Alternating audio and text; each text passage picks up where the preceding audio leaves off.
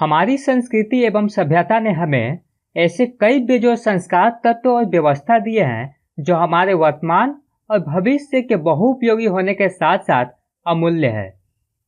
तो hello friends, नमस्कार। कैसे हैं आप? आशा करते हैं आप कुशल होंगे। आइए फ्रेंड्स, आज के वीडियो का टॉपिक है गोचर भूमि क्या है। इसी टॉपिक को समझने की कोशिश करते हैं।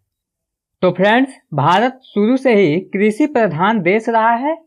इसी के साथ पशुपालन भी मुख्य रूप से यहाँ किया जाता था और उन मवेशियों, खासकर गाय के चारागाह के लिए ईसा पूर्व से ही लोगों द्वारा निरंतर जमीन दिया जाता था। इस प्रकार लोगों ने मवेशियों के लिए करीब 3.5 करोड़ एकड़ जमीन उपलब्ध करा दिए और यह जमीन मवेशियों के लिए सुरक्षित कर दिया गया।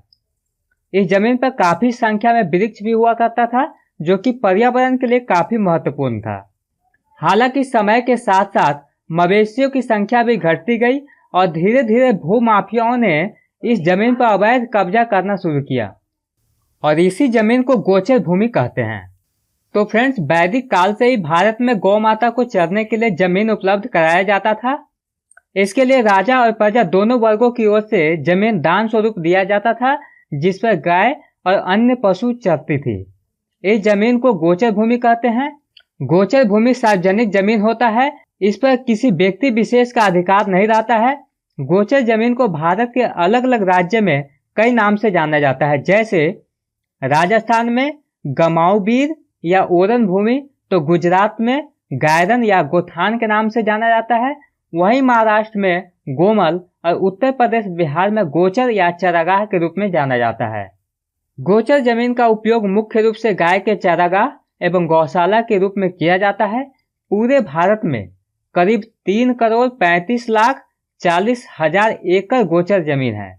तो फ्रेंड्स, जैसा कि आप जानते हैं कि भारत एक कृषि प्रधान देश है, जहां पुराने समय से ही गौमाता के लिए जमीन छोड़ना एक पुण्य का काम समझा जाता था।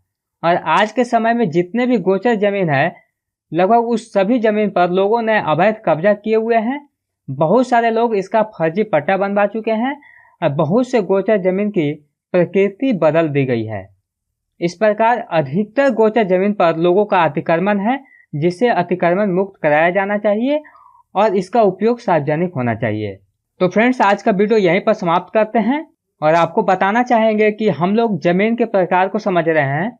पिछले कई वीडियो से आपको समझाने की कोशिश की है कि रैयती जमीन क्या है, सिकमी जमीन क्या होता है, गैर मजरूआ आम जमीन क्या होता है, गैर मजरूआ खास जमीन क्या होता है, केसरे हिंद जमीन क्या होता है, वकास जमीन क्या होता है, खास महाल जमीन क्या होता है। अगर ये सारा वीडियो आप नहीं देखे हैं तो मेरे YouTube चैनल टेक्निकल पुरंदर पर जाकर इन सारे वीडियो को आप देखकर उस जमीन को समझ सकते हैं।